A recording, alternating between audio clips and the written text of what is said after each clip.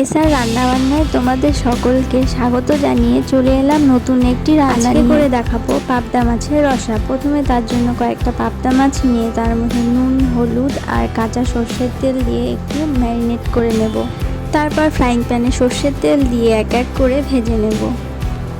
মাছটা বেশি ভাজার দরকার নেই, পাবদা মাছ এমনিতেই খুব নরম হয়। এবারে একটি মশলা তৈরি করে নেব। তার জন্য বাটিতে কয়েক টুকরো আদা, দুটো রসুন, কয়েকটা শুকনো লঙ্কা, 1 চামচ সর্ষে আর 2 চামচ পোস্ত আর একটু জল দিয়ে 5 মিনিটের জন্য ভিজিয়ে রাখবো। 5 মিনিট পরে এটা পেস্ট বানিয়ে নেব। এবারে ওই মাছ ভাজা তেলের মধ্যে কালো জিরে ফোড়ন দিয়ে কুচনো পেঁয়াজ দিয়ে ভালো মতো একটু ভেজে নেব লাল লাল করে।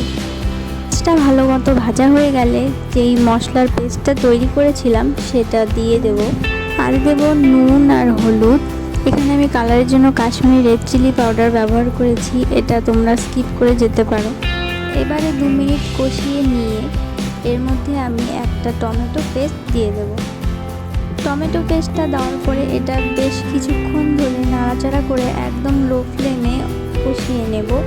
যখন মশলা থেকে তেল ছাড়তে আরম্ভ করবে তখন এর মধ্যে একটু জল দিয়ে দেবো।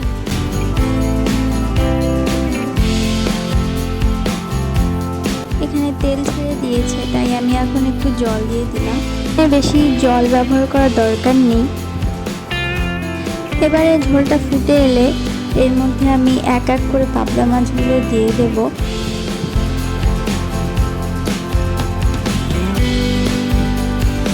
তারপর নামানোর আগে উপর থেকে একটু ধনেপাতা কুচি ছড়িয়ে নামিয়ে নেব। গরম ভাতের সাথে কিন্তু এটা অসাধারণ লাগে খেতে।